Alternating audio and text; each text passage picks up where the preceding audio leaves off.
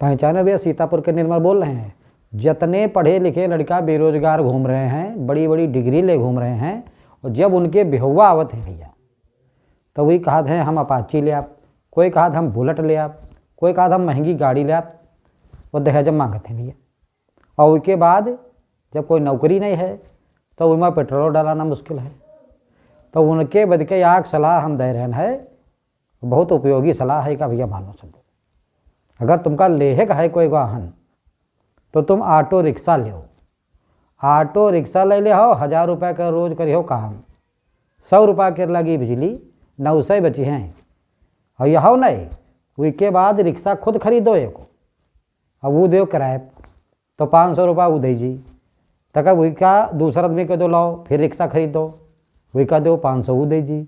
धीरे धीरे रिक्शा क्या नेटवर्क बना लो, और सब रिक्शा तुम्हारे बद के चलाई हैं, और तुमका दे के पैसा जी हैं, और तुम्हारे भैया कमाई बढ़ी। तो पहले एक वो रिक्शा खुद लो, चलाओ। बेरोजगार घूमे से कोई फ़ायदा नहीं है।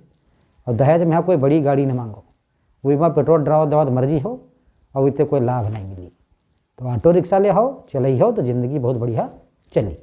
और नेटवर्क जब तुम्हारा बन जाए ऑटो क्या, तो फिर कोई पैसा हुई हैं। इतने सरल उपाय कोई नहीं है पैसा कमाए क्या। तो सीतापुर के निर्मल भी बता रहे हैं तुमका, ये पर गौर करो सब लोग।